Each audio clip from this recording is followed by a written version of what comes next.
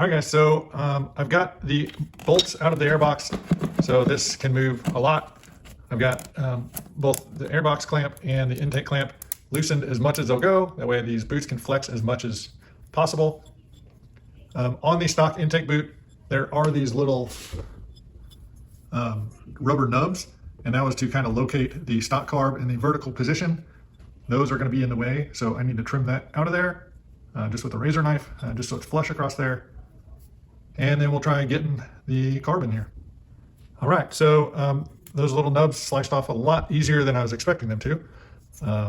Make sure you stuff a paper towel or a rag or something in your intake before you cut those off, just so nothing falls down there. When you pull your rag out, any particles or little chunks of rubber will get pulled back out with it. I've also got this hose right here. Normally runs up to there. I've got it out of the way just so it's not blocking anything. The little stock breather hose, which mine is, yikes, pretty nasty. I got that out of there because this setup will not need that. So let's see if we can get it in here.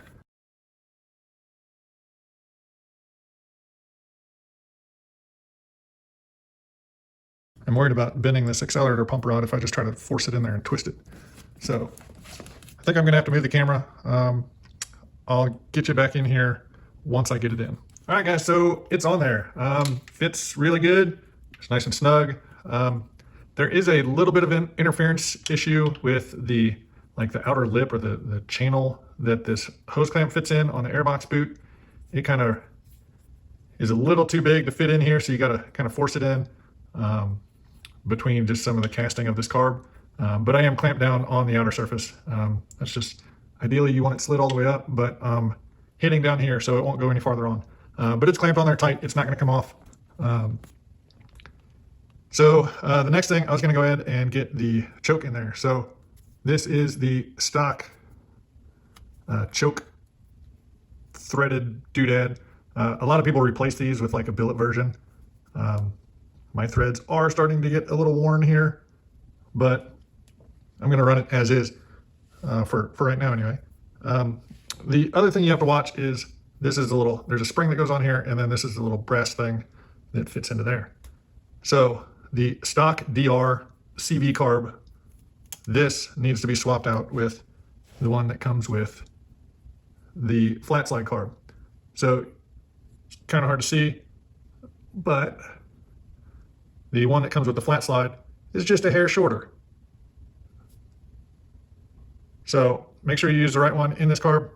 Also, the springs that come with it are exactly opposite. So the one that comes with the flat slide carb is longer and the stock carb is shorter. So longer spring, shorter brass for the flat slide. I don't know if the spring really matters, but I originally tried putting the longer brass in this carb and it wouldn't go all the way in. So that prompted me to investigate and see what was going on. So, carb is on and fitted. Tank is on. Fuel is on, and I don't have any leaks yet, so that's a good sign.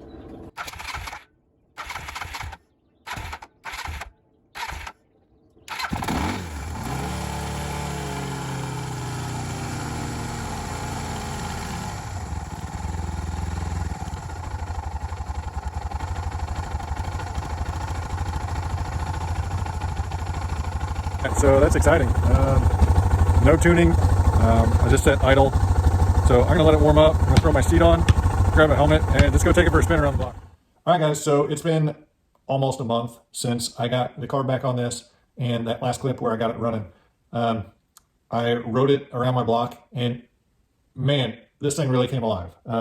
Just throttling up, power wheelies. It has never done that before. So really excited about that.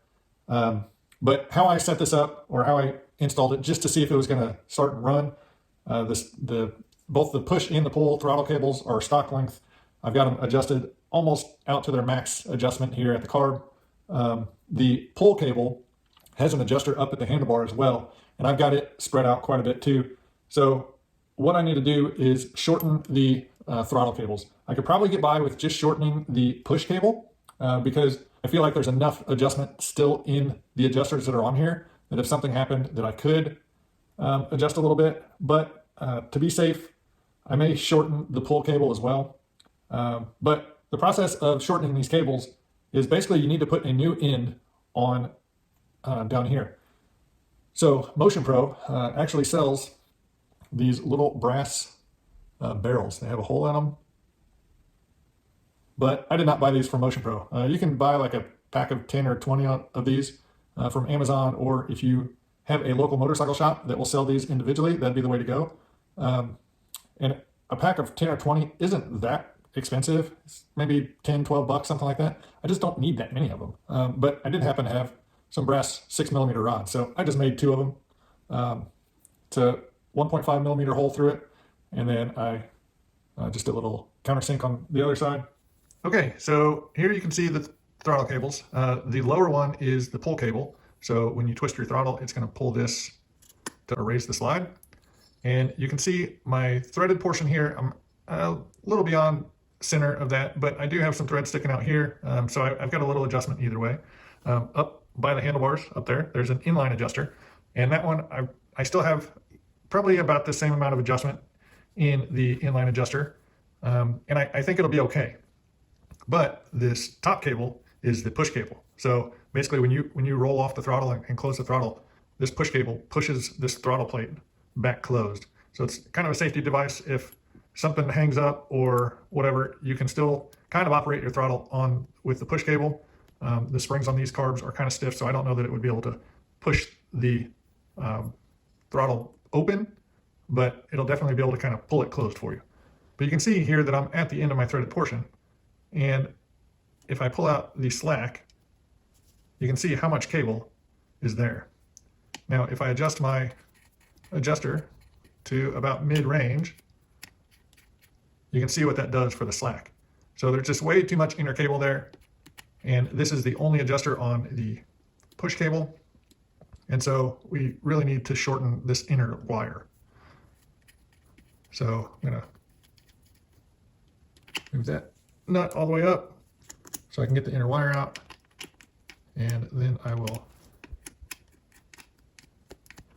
kind of get that to middle of the range.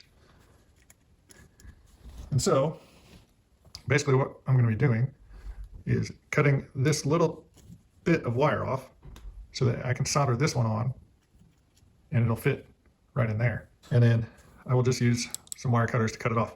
Before I do that, let me show you what I'm going to use to solder the new end on. Okay, so obviously I need the cutters, my brass barrels. You'll need some liquid soldering flux, or if you've got a paste flux, just helps clean the wire. I use the shop that I used to work at. We made a lot of custom throttle cables, and we would always use a 40% tin, 60% lead solder, and a Weller. This is the one I've got. The one we used at the shop was very similar to this. May also need a little file just to clean up some edges, and probably wouldn't hurt to have like a wet paper towel or something just to kind of quench it. So something I forgot to mention that you might need is if you have a pair of hemostats. These work great for just holding the wire, and then you don't have to touch a wire that you're going to be getting super hot.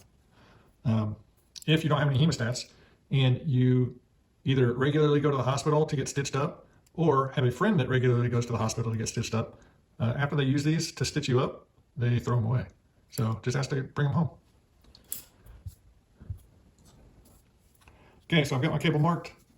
I'm just gonna clip, hold on to that so it doesn't fly.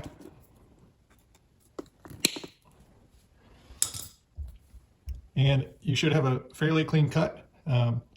If these strands start to separate, just kind of twist them back into their original positions.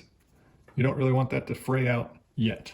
So one side of your brass barrel are just kind of a small hole, and the other side will have a little bit of a dish in it. So we want that dish to be facing out, so we'll feed our cable in from this side. So once you get it on there, right at the very end, you'll want to just kind of fray out the cable.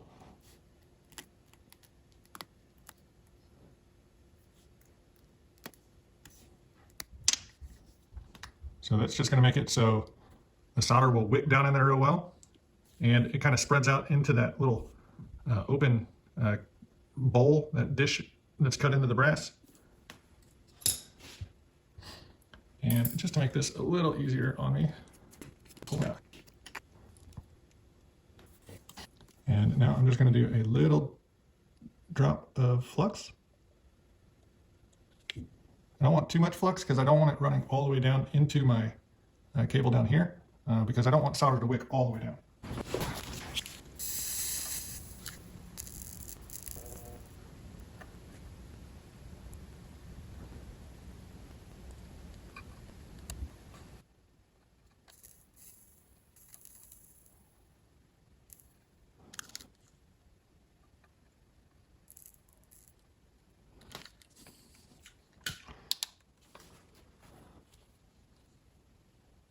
So I completely overflow the solder to the underside.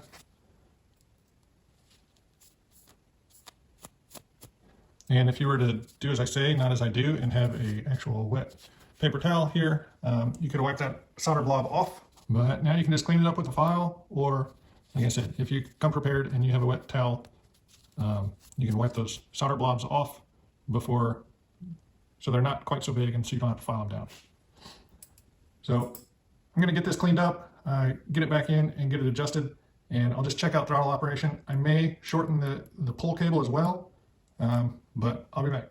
All right guys, so I got both ends soldered on. I've got my adjusters right in the middle, and I got a little bit of throttle play in there. But I need to get the tank back on and then go out and try to do some tuning just to see how it runs at highway speeds, around town, on and off throttle, see if there's any weird running issues that I need to address through tuning. So one other thing that I want to mention before I get the tank and stuff back on it is this crankcase vent used to run up through here, somewhere in there, and then it went to like a little elbow and it runs back down into the air box. So because my idle adjuster and everything's over here, and I'm going to adjust throttle or air fuel screw from this side, and my fuel line comes in here, I didn't want that vent hose getting in all this mess. So I rerouted it to the other side over here, and here's my little elbow. I did have to cut about 2 or 3 inches off of both of these hoses, but that'll be out of my way.